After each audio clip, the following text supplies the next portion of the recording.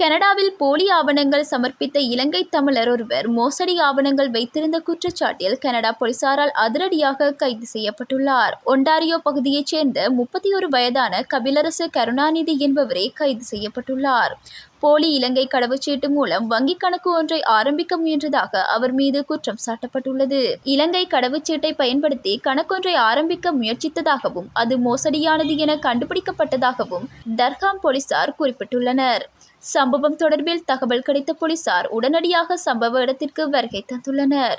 இதன்போது போலியான இலங்கை கடவுச்சீட்டு, முற்றிலும் போலியான ஆவணம், வருமானம் பெறுவதற்கான மோசடி ஆவணங்கள் போன்றவற்றை அவர் வைத்திருந்தார் என கண்டுபிடிக்கப்பட்டுள்ளது. இதனை அடுத்து இலங்கையர் கைது செய்யப்பட்டுள்ளதாக தெரிவிக்கப்படுகின்றது. யாழ்ப்பாணத்தில் உள்ள தனியார் விடுதியொன்றில் சந்தேகத்திற்கிடமான முறையில் தங்கியிருந்த 3 யுவதிகள் கைது செய்யப்பட்டுள்ளனர்.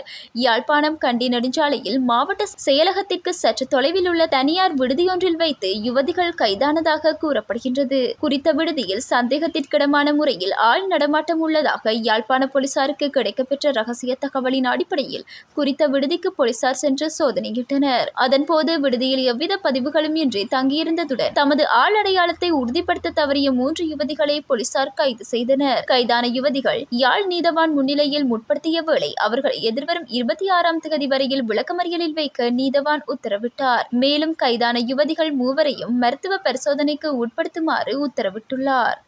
ஐக்கிய மக்கள் சக்தியினால் நாடாளுமன்றத்திற்கு தெரிவு செய்யப்பட்டு தற்போது சுயேட்சையாக மாறியுள்ள சரத் பொன்சேகாவின் 1வது ஜனாதிபதி தேர்தல் பேரணி இடம்பெற்றது.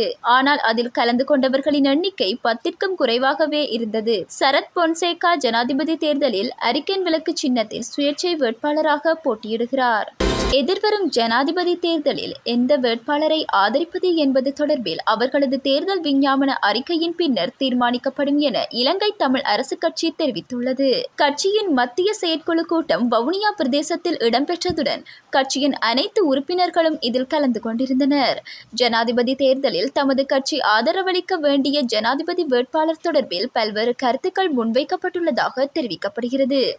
எவ்வாறாயினும் பிரதான ஜனாதிபதி வேட்பாளர்களின் தேர்தல் விஞ்ஞாபனம் வெளியிடப்பட்டதன் பின்னர் கட்சியின் நிலைப்பாடு அறிவிக்கப்படும் என இலங்கை தமிழரசு கட்சியின் பாராளுமன்ற உறுப்பினர் சாணக்கியன் ராசமாணிக்கம் தெரிவித்தார். வடக்கு கிழக்கினை இணைக்க அனுமதிக்க மாட்டோம் என ஸ்ரீலங்கா பொதுஜன பெரமுனவின் ஜனாதிபதி வேட்பாளர் நாமல் ராஜபக்ஷ குறிப்பிட்டார். பேருவளையில் இடம்பெற்ற ஆதரவாளர்கள் சந்திப்பில் கலந்து கொண்டு கருத்து வெளியிட்ட போதே அவர் மேற்கூறியவாறு தெரிவித்தார். அங்கு அவர் மேலும் தெரிவிக்கையில், இணைந்த வடகிழக்கில் அதிகார பகிர்வு என்ற விடயம் தற்போது கோரிக்கையாக முன்வைக்கப்பட்டு வருகிறது. இந்த நிலையில் இணைந்த வடகிழக்கில் அதிகார பகிர்வு என்ற விடயத்திற்கு தாம் ஆதரவு வழங்கப் போவதில்லை என கூறியுள்ளார். இதேவேளை வடக்கு கிழக்கிற்கு காணி, காவல்துறை அதிகாரங்கள் ஒருபோதும் வழங்கப்பட மாட்டாது எனவும் தெரிவித்திருந்தமை குறிப்பிடத்தக்கது.